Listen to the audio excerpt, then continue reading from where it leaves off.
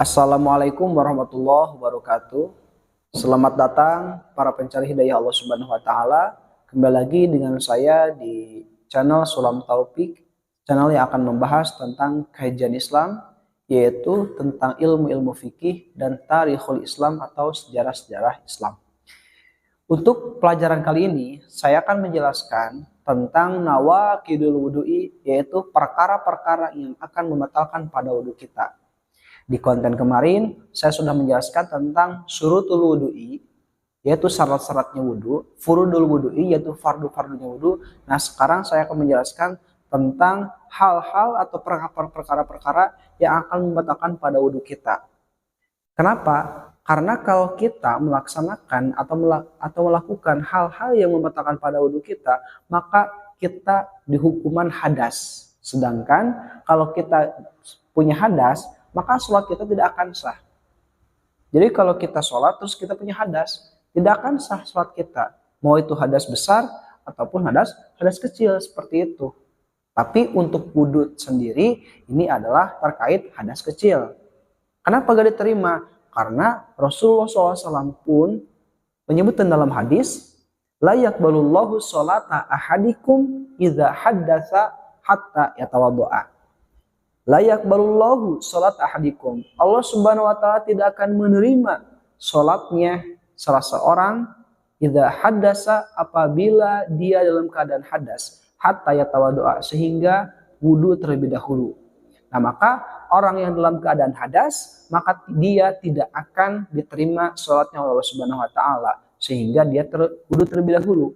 Nah, itu seperti itu.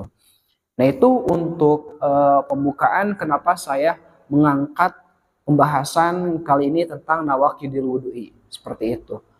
Oke, kita masuk saja ke pelajaran tentang nawaqidul wudu'i.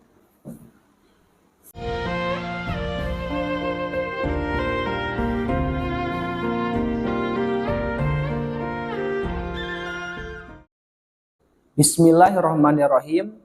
Faslun ari ieu eta pasal sahiji nawaqidul wudu'i, ari pirang-pirang anu ngabatalkeun kana wudu, eta arba'atu asya'a, aya opat pirang-pirang perkara. Al awalu ari anu kahijina eta al khariju, aya anu kaluar. Min ahadis sabilaini tina salah sahijina palawangan dua. Min kubulin nyatana tina kubul, au duburin atawa dubur, naun rihun angin. Au goeruhu atawa lian tirih ilal mania, terkecuali cai mani.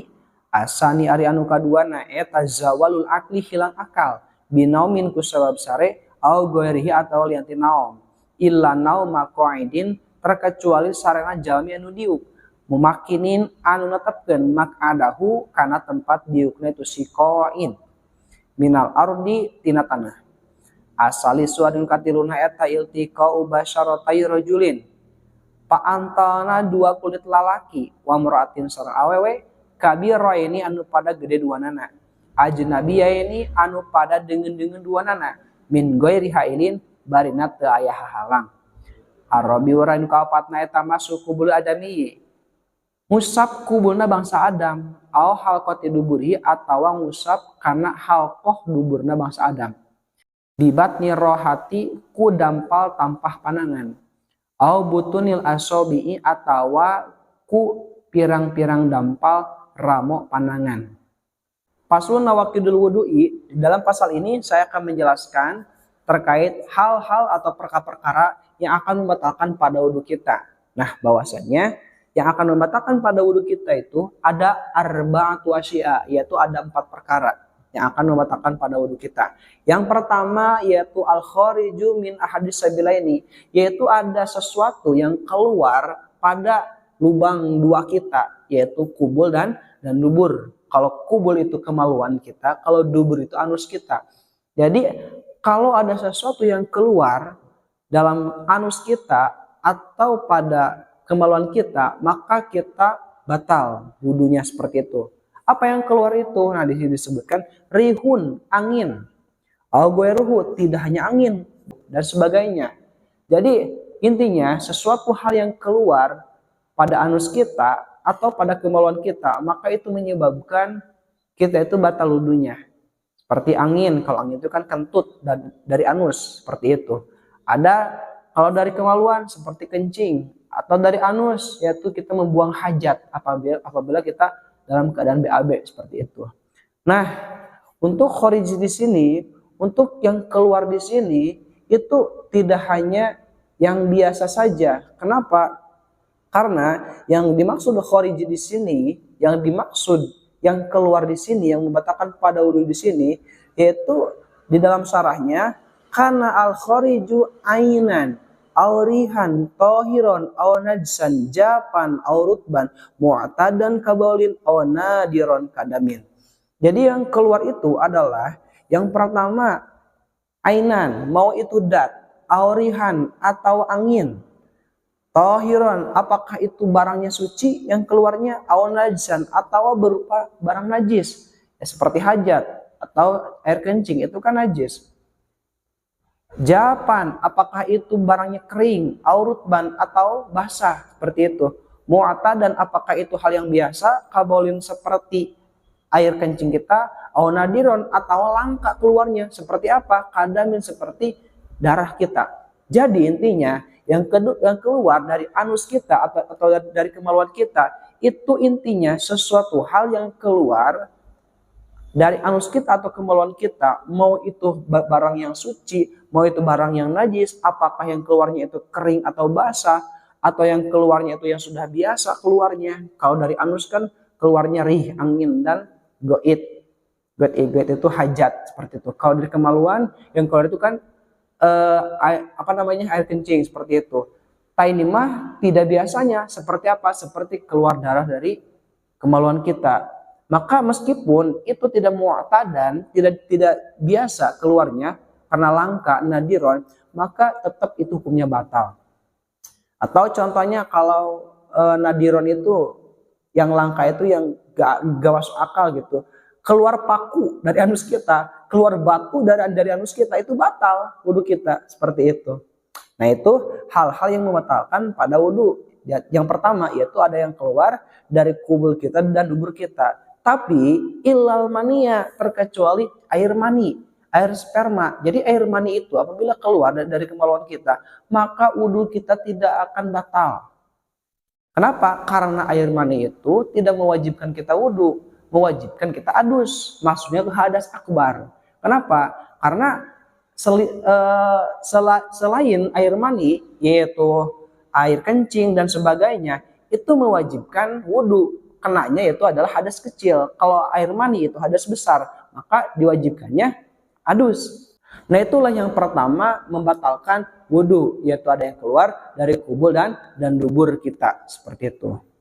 Yang kedua, asani zawalu akli. Yang kedua itu adalah hilang akal, binaumin, karena tidur, al-ghairihi, atau yang selainnya, seperti itu. Jadi apabila kita sudah berwudu, setelah wudu kita hilang akal, jadi akal kita hilang dengan begitunya, seperti kita tidur. Karena kan kalau kita tidur, kita tidak ingat apa-apa gitu kalau kita tidur. Maka apabila kalau kita tidur, wudu kita akan batal, seperti itu. Al-ghairihi, atau yang lainnya, seperti apa? Kajununin, seperti gila. Jadi seperti orang yang selepas wudu terus dia itu gila mendadak gitu. Nah, maka batal wudu kita, seperti itu. Kenapa? Karena kalau kita gila atau mughma alaih, sakalor atau were, karena kita kebanyakan minum air keras seperti itu, nah maka kita akan kehilangan akal, seperti itu. Maka wudu kita batal, seperti itu. Kenapa? Karena zawal akli, hilangnya akal, seperti itu. Illa nauma qa'idin, nah terkecuali orang yang tidurnya itu dalam keadaan duduk. Jadi kalau orang tidurnya dalam keadaan duduk, itu tidak akan batal wudunya. Dengan syarat mumakinin makadahu, dengan syarat dia tidurnya dalam duduk itu selalu mumakinin. Kalau cek orang Sunda mumakinin itu netepkeun gitu. Jadi teu oyag-oyagan, teu usik-usikan. Makadahu karena tempat diukna. Jadi tidak uget-ugetan gitu pas waktu tidur sambil duduk teh enggak uget-ugetan gitu kan. Biasanya kalau pada sholat Jumat kebanyakan orang-orang itu banyak yang ngantuk, terus ngantuknya banget gitu kan, ngantuk tingkat dewa. Jadi ngantuknya itu kayak uget-ugetan gitu kok. Jadi sifat tata teh kayak ke atas gitu. Nah maka itu kalau seperti itu mah tidak gumakin makadahu, maka itu batal anger itu mah. Jadi yang tidak batal itu duduk sambil tidur tapi diam gitu, enggak kesana kemari seperti itu. Minal ardi, dari alasnya itu. Ardi itu alasnya, kalau sajadah, kalau kalau keramik seperti itu. Nah itu tidak akan membatalkan pada wudhu kita apabila kita tidur dalam keadaan duduk seperti itu. Yang ketiga, asalisu iltikau basyaratai rajulin. Yang ketiga adalah tersentuhnya dua kulit antara laki-laki dan perempuan. Jadi kalau ada laki-laki dan perempuan, terus mereka punya wudhu dua-duanya, terus tersentuh, maka wudhunya batal. Dengan syarat, kabiro ini, ajnabiyah ini, dengan syarat laki-laki dan perempuan itu udah pada dewasa, udah pada gede, udah pada punya syahwat antara satu sama lain, maka itu hukumnya batal wudhunya seperti itu. Jadi kalau ada salah satu mau itu laki-laki atau perempuan tapi masih balita, masih kecil kene gitu, terus kita pegang, maka balita tersebut kan belum masuk ke hukum kabiro ini, maka tidak akan batal seperti itu. Yang batalnya itu adalah laki-laki dan perempuan itu kabiro ini udah pada dewasa, udah pada gede, udah punya rasa satu sama lain seperti itu. Ajnabiyah ini, maksud ajnabi ini adalah bukan mahram. Jadi kalau mahram meskipun kabiro ini, meskipun udah pada gede dua-duanya, tapi mahram. Seperti siapa? Seperti ibu kita, seperti kakak kita yang perempuan, adik kita yang perempuan, bibi kita, terus teh nenek, dan ke atas dan ke bawahnya gitu. Kalau kita, keponakan kita, maka itu tidak akan batal. Kenapa? Karena itu muhrim. Bukan ajnabi. Yang ajnabi seperti anak orang lain atau teman kita yang perempuan, kalau saya laki-laki. Nah maka itu yang akan membatalkan pada wudhu kita. Min goiri hailin, dan juga tersentuhnya antara kulit laki-laki dan perempuan itu adalah min goiri hailin. Tidak ada penghalang antara kulit laki-laki dan perempuan, langsung tersentuh, kontak langsung plek gini, maka itu batal wudhunya seperti itu. Yang keempat adalah masuk kubulil adamihi, yaitu mengusap kubulnya bangsa Adam. Maksudnya apa? Jadi kita menyentuh kubul bangsa Adam. Ini kan kubul bangsa Adam, terus kita sentuh, maka batal wudhunya seperti itu. Ingat ya, perlu digarisbawahi, masuk kubul adamihi, yaitu mengusap atau menyentuh kubulnya bangsa Adam. Berarti di luar bangsa Adam, apabila kita tersentuh, maka tidak akan batal wudhunya. Seperti apa? Kita menyentuh kubulnya domba, menyentuh kubulnya kucing, gak apa-apa, itu mah gak akan batal. Yang batal itu adalah menyentuh kubulnya atau kemaluannya bangsa Adam. Seperti itu, ya manusia. Seperti itu maksudnya. Nah, al halqati duburihi atau halqah dubur. Halqah dubur itu yang ngerut pada liang anus kita. Kalau kita lihat ya di terawang ke bawah gitu, di anus kita itu kan pas di liangnya, pas di lubangnya itu kan ada yang ngerutnya. Nah itu yang disebut dengan halqah duburi. Jadi kalau kita tersentuh, kecolek, maka batal itu wudhunya. Jadi kalau pantat mah gak batal, gak akan batal kalau pantat. Kalau halqahnya itu yang akan menyebabkan kita batal. Kalau cek orang Sunda nama kekeron salawe, cina gitu. Jadi yang ngerutnya itu ada salawe, ada 25. Itu bibatnya rohati, batalnya itu adalah dengan menyentuh oleh telapak tangan kita. Nah ini. Jadi kalau tersentuh oleh dohril kap, yaitu dengan tonggong ataupun dengan punggung tangan kita, tidak akan batal. Jadi contoh kita itu nyentuh kubul, terus dengan belakang tangan kita gini, tidak akan batal. Jadi yang batal itu yang rohah, yaitu yang telapak tangan. Au butun asabi atau telapak jari kita ini, mau yang ini, maka batal hukumnya. Tapi para ulama mensederhanakan, mencontohkan manakah batasan-batasan telapak tangan yang akan membatalkan pada wudhu kita, yaitu apabila tangan kita yang kiri yang kanan itu disatukan, terus yang rapatnya itu, nah maka itu yang batal hukumnya. Kalau kita pegang kubul atau halqa duburihi.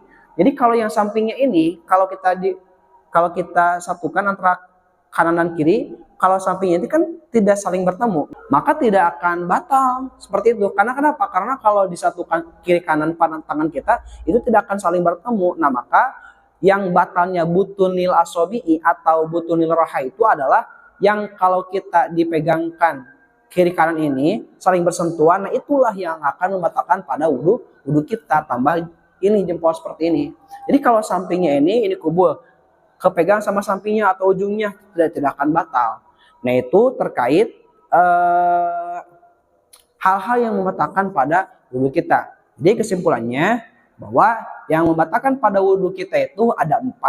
Yang pertama yaitu ada sesuatu atau ada perkara yang keluar pada kubul atau dubur kita, yaitu kemaluan dan anus kita. Yang kedua yaitu hilangnya akal, apakah itu disebabkan dengan tidur atau dan sebagainya seperti itu, kecuali orang yang tidurnya sambil duduk seperti itu. Yang ketiga yaitu tersentuhnya antara kulit laki-laki dan perempuan, itu akan membatalkan pada wudhu kita. Yang keempat yaitu mengusap atau menyentuh kubulnya bangsa Adam atau halqah duburihi, yaitu selaput lubang yang ada di anus kita, maka itu akan membatalkan pada wudhu kita. Nah itu terkait hal-hal yang membatalkan pada wudhu kita. Oh iya teman-teman, ada yang tertinggal. Jadi maksud kubul laki-laki itu kan, kalau laki-laki itu kan kayak gini ya, gambaran dakarnya itu kan seperti ini.